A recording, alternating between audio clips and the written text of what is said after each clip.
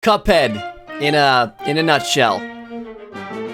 Here we go. So the other day, I decided to play Cuphead after it was recommended to me on stream, and I was like, you know what? I'm down for the challenge. I'm down to try this very relevant and trending game. This game was definitely not released on September 29th, 2017. It's very relevant, very 2022, I'll add. So this entire video is basically like maximum relevancy. Like it's, wow. Now this is the stuff. I've been playing Elden Ring right now, which is rumored to be a very hard game, and I would agree that it is. And everyone was like, you know what, Cuphead's harder. Cuphead is harder than Elden Ring. You're never gonna beat it. And I took that personally. So here I am now reviewing Cuphead in a YouTube video, and here's my thoughts, here's my opinions, and an overall sense of the game. Here we go. Okay, first things first, the actual atmosphere and environment of Cuphead is hands down one of the best I've ever seen in any game. The old-timey, cartoony, kind of just like theme of the whole game is, oh, it tickles a sweet spot in my tummy. It's so nice. Every single track of every single boss fight or running gun is absolute music to my ears. The entire stream was basically just cat jam. Like it was just too good. It was too good. The game gives you the opportunity of choosing either Cuphead or Mugman, and you know I had to go with Mugman because like he's so underrated. Little blue guy, little blue man. He deserves to be picked. Except Mugman. Frick Cuphead. I would also like to add that I'm not a freaking loser. Upon getting my first set of coins, I did not buy an extra life because I don't need that crap. I'm too good at games. I don't need that extra life bull crap. Now that I've said that, there is a shop that you can buy a lot of different shooters and power-ups to give you a better chance at doing things with different boss fights and try to adapt to like the boss fight by having a different gun that may or may not suit the angle or the area that the boss is sitting in. Of course, I very quickly decided that I only wanted the maximum damage one, which was the charge shot, and I just wanted to have my little smoke dash because that felt pretty cool. But I'm not going to do the extra life bull crap because I'm not a wuss. Let's talk about the bosses. I believe there's an actual intended lineup of the bosses, so I'm just going to read them out like that, but I'm pretty sure I just went to whatever was closest to me. But, you know, the first boss you get up to is the Root Packer, so it's basically just like 3 vegetables, and they're hands down like one of the easiest bosses in the game. I mean, they're really easy. Other than the Devil and King Dice, I feel like this first boss is like the face of Cuphead. I don't know why, I just get that feeling. I didn't really struggle at all with this boss. I basically was just learning the controls at this point, was the only reason I even took damage if I did. But it was really easy, and it was just overall piece of cake boss. Easy clap, baby. The next boss is Goopy Le Grande, which is, he's basically just like a big blue blob, and he's also insanely easy. I feel like these are just kind of like the tutorial bosses of the game, and you're just trying to get through them to you know, get to the harder stuff. It's just like prep work. It's just prepping you for the stuff to come. But he was also insanely easy, and he only had like 2 or 3 moves. Very simple, very quick kill. I don't know. The next boss you come to is Ribby and Croaks, and I would say that this is the first boss that actually introduces some like factors that you actually have to care about and just things you have to focus on other than just one attack. They be blowing wind and throwing crap, and then they turn into a slot machine, which just definitely makes sense. But you know, it happens. Frogs turn into slot machines all the time. It's like normal frog stuff. But this fight was like the first fight that had a little bit of a learning curve in my opinion, and it's like a good introductory fight. I kind of liked it. Plus, I mean, the frogs, they seem like some macho men, some macho guys. Honestly, I kind of enjoyed that fight. It's simple, but it is fun. The next boss is Hildeberg, which is the first boss to introduce the aeroplane, which is really cool that they introduced like an air vehicle so you could have boss fights in a totally different environment, which is just another reason why Cuphead is such a good game. Hildeberg was like a good, fun, and kind of hard fight. You kind of had to learn each thing, and you kind of died in the process, but it was a good fight.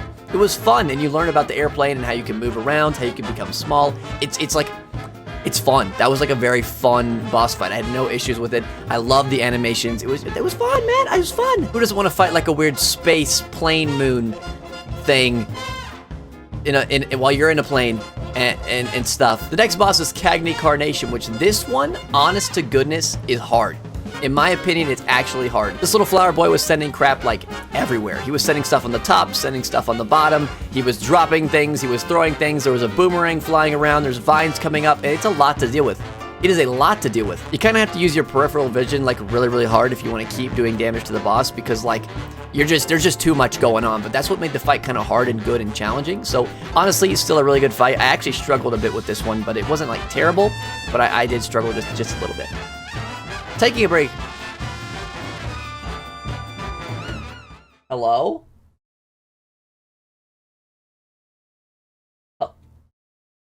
Okay. Taking a break from the boss fights, there's like only one other thing you can do other than the boss fights, other than just like free roaming and interacting with the different NPCs in the island, is run and guns. On isle number 1, which is the island you obviously start on, there are 3 islands in total. It's optional to do the run and gun. You don't actually have to complete the run and guns to beat Cuphead. However, why would anyone not do them? Like, they're there, they're an option, you need to do them. You're not gonna feel complete if you don't do them. But in my opinion, and this is stupid, I mean, maybe dumb even, I think the run and guns in this game were harder than all of the boss fights combined. I struggled. I couldn't beat running guns. My chat, I swear they were making fun of me from how bad I was at running guns.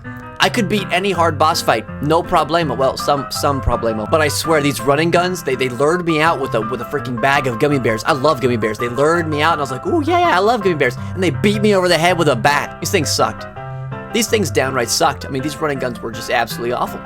Disgusting even. I hated them. They were so hard. The actual essence of a running gun is you're just trying to get from point A to point B. It's a simple point to point. You can run all the way through. There's some very small mini bosses and a lot of things falling, flying, running, exploding, tickling you. I don't know. Crap was awful. And the first running gun was kind of bad, but in my opinion, the second running gun was probably the hardest. The third running gun also gave me some trouble, but like, these running guns, man, I'm going to talk about it because I don't even want to address how many times I died doing these running guns, but like, they were awful. Okay, we're gonna get back to the bosses now. We're gonna go to Isle 2. Isle 2 boss fights. All right, here we go. Baroness Von Bonbon was a very sweet kind of like candy level, and it was actually really fun. There's a little bit of RNG involved because she throws out different bosses, and all you have to do is defeat 3 of them before you can actually do real damage to the actual boss itself, the one that's actually staying inside the giant castle. It's not too bad if you figure out all the mini bosses. It's kind of a walk in the park, but until then, you kind of have to like feel them out and see what each one does and see if you can actually figure out how you can do damage and not like die. But other than that, the boss fight was like decently challenging and pretty fun. On to Jimmy the Great, which was actually one of the coolest boss fights in my opinion in this game. I think this boss actually had the most phases in total, which was 5 phases, which is a lot of phases to get through in one boss. It's such a cool environment because there's kind of like this low quality video of like a pyramid city in the background, and he's basically transforming, throwing all sorts of stuff at you. His animation is just absolutely killer, and it's like all like kind of like Egypt themed, and I just loved it. I loved that boss fight. It was so neat. Beppy the Clown. I have no input for this man. I don't know. He was cool. The stuff was cool. I didn't really like it. There's a roller coaster that's riding around and it keeps hitting you when you're least expect it, so you have to kind of like jump on it, and then he's throwing things and doing things, and it's just, I don't know.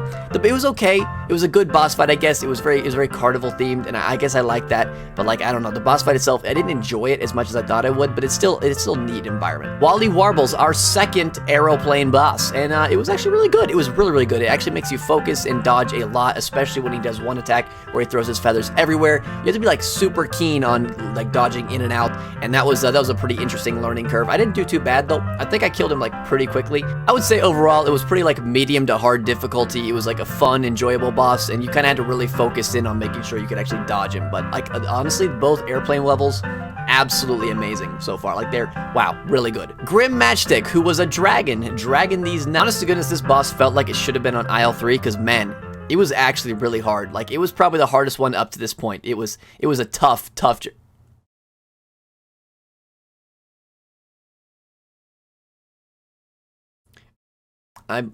I believe my house is haunted. It was a really tough dragon. Like, I'm not even gonna lie, a very hard boss fight. You're having to deal with like parkour and shooting at the same time, and you're trying to dodge all sorts of stuff.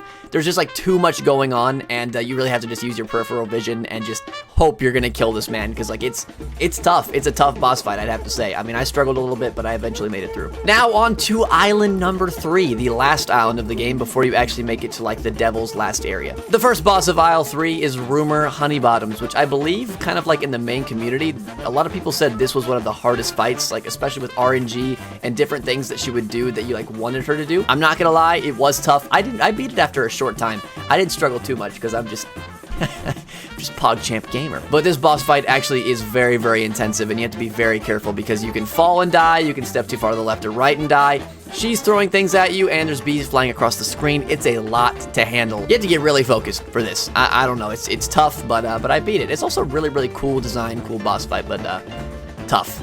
It was tough. Captain Briny Beard, hands down the easiest boss fight. This should have been on Isle 1. I don't even know if I took damage during this fight. It was that easy. I don't even know why this was a boss fight. It was an actual joke if it was. It was sad. It was sad for Aisle 3. I guess they just wanted to give you a break, maybe? Werner Werman! I struggled with this stupid rat-cat combo. This was like some Tom and Jerry crap, and holy... it messed me up bad. I couldn't focus for crap because I just couldn't understand a lot of things that were happening in this boss fight, but eventually I figured it out. There's like a second stage where there's like bottle caps that spin like saw blades that try to cut you from the sides, and you have to be really, really careful about where you jump to because everywhere is a danger, especially when Mr. Ratman's putting fire in the top and bottom end of everywhere you go. So it's a very hard boss fight for what it is, but once you get to the cat, it gets really easy. His stuff's really readable, and you can just kind of kill him, but like the rat itself, pretty difficult to me. I don't know why. It just was. Dr. Call's Robot. This is hands down the hardest boss fight on Aisle 3. It has so much to learn, so much that goes on. There's 3 different sections of the robot right off the bat that all do damage to you in different ways. When you destroy them, there's going to be more issues you cause just by basically trying to get to the next phase. There's a part where he's flying back and forth while other bombs are coming across at you. And then his hardest section is when he pulls out the diamond and starts shooting little bitty lasers everywhere. This is similar to the Wally Warbles fight, except instead of the feathers having some good room in between, there's barely any room in between these lasers. You have to be so careful about how you move. It's hard. It's hard. Phantom Express. Now this is a very, very interesting boss fight because it kind of like has a train rolling beside you and you're on a cart that can be moved by parrying either side, and I find that mechanic super cool. Like, I don't know who thought of that, but like, man, that's pretty sick. You can move your cart back and forth to avoid different things while each boss is basically trying to hit you in a different way. There are also pumpkins flying across the screen that drop a pink bar that can move your cart left or right, causing you damage. So you have to be very, very hyper aware of the pumpkins flying across and make sure you get rid of those things quickly. The boss fight really wasn't too bad because there's a couple loopholes that you kind of like avoid and kind of move out of the way for most of the bosses. So it's not a terribly hard boss fight until right at the end where you have to avoid a lot of things flying around at the same time. But overall, it was like a pretty fun boss fight and honestly really unique. Sally's Stage Play. Now this one was kind of like a theater boss and honestly super cool. There's like different kind of like animation styles that they use for this boss fight, which I found very, very cool. But the overall learning curve is not too hard. You just have to focus on a couple of things and you can kind of do damage as you see fit. It's not a terribly hard boss fight for Aisle 3, but overall very, very fun. Gala Maria, the last aeroplane fight, and it was honestly very difficult. Her first stages aren't too bad. You kind of just have to hope you get good RNG to get some stuff that's easily dodgeable because she's sending pufferfish from the water and there's a horse that blows water upwards, and then she has these weird ghost pirates that fly out of her mouth and can stab you, and it's decently difficult, but once you get to her next stage, that's when it gets really hard. She kind of goes Medusa on you, can literally freeze you in place, causing you very, very much pain when things are flying at you and you can suddenly not move, which is just downright awful. But that's basically what makes the boss fight actually hard, is the fact if things are coming at you and you get frozen, you're basically automatically taking damage. So you have to be really careful about where you stop when she freezes you. I don't believe it's dodgeable, so it's just kind of like,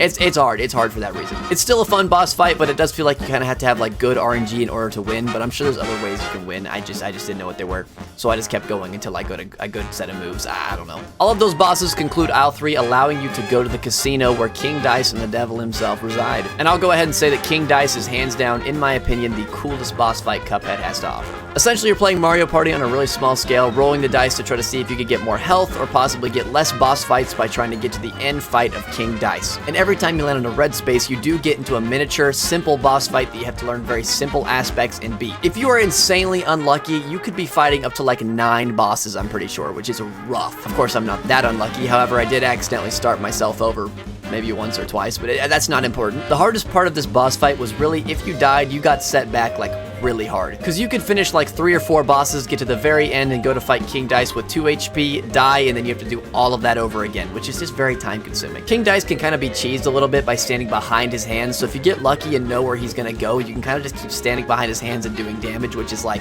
the ideal strat, and it actually worked out for me really, really well. But other than that, the King Dice fight is like so much fun. The devil himself. I believe the Cuphead community mostly agrees on that this is the hardest boss fight in the game, but I just want to go ahead and say it only took me like maybe 13, 14 tries, maybe. I don't know why, but somehow I struggled more on the running guns than I did the hardest boss fight in the game.